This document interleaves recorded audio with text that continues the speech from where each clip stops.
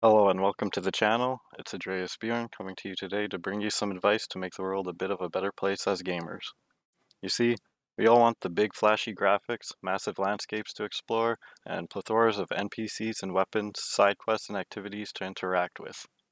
But what people don't realize is that these things take time. Add that to a group of investors that want nothing more than to spin a profit in the biggest holiday for corporations of the year just around the corner, not to mention the fact that we're at the end of the slowest years in consumer products being released, being slowed down by the fact that there's a massive global pandemic which could alter release dates. And the average person starved for new content could use a real win. And that's just what CD Projekt Red dropped in our laps. A shiny, flashy, massive world to explore with plenty of side quests and activities to interact with. But they released it a little early, and quite frankly, let's be honest, it needed a little more time, and we all know it. Yet, if they delayed it again, I guarantee you some little prick would be sitting at his computer, ready to blast CDPR with death threats and order cancellations. Because where is my game that was delayed, that was ambitious, and wasn't delayed because of a massive global pandemic and figuring out how to work on the thing in isolation? Then that the devs decided to crunch, or were forced to crunch, over the game to get it polished and out the door as fast as possible.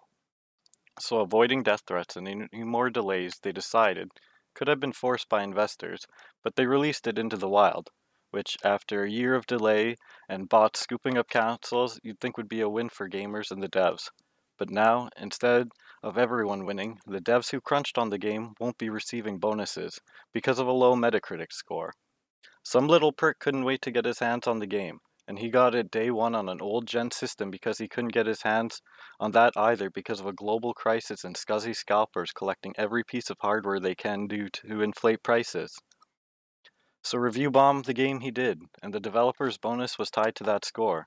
The game itself will be a financial success, already making 8 million day one. And there was a hot fix day one, not the day one patch, that did increase the shoddy 15 FPS to 20 FPS on older hardware.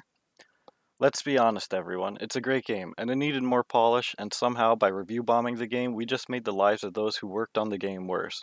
The devs who gave up time with their families to bring you the game. But the CEOs at the top will be paid, and will keep that extra profit, the developers' bonuses, because you review bombed a game that wasn't ready, had faced delays, and was probably forced out the door.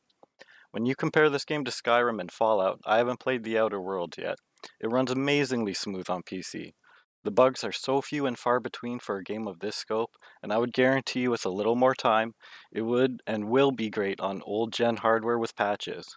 Please don't review bomb a game that we all know wasn't ready, and if you have a heart, change that Metacritic score. And maybe the devs can have something nice after this horrible year too.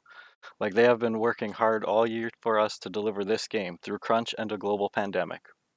Thanks a ton for tuning in. This has been Andreas Bjorn and my personal opinions. Whether you love them or hate them, let me know in the comments below. Or if you just need to tell me I'm an idiot, feel free. Like, subscribe, and follow for more content. Thanks again and stay safe out there and keep gaming.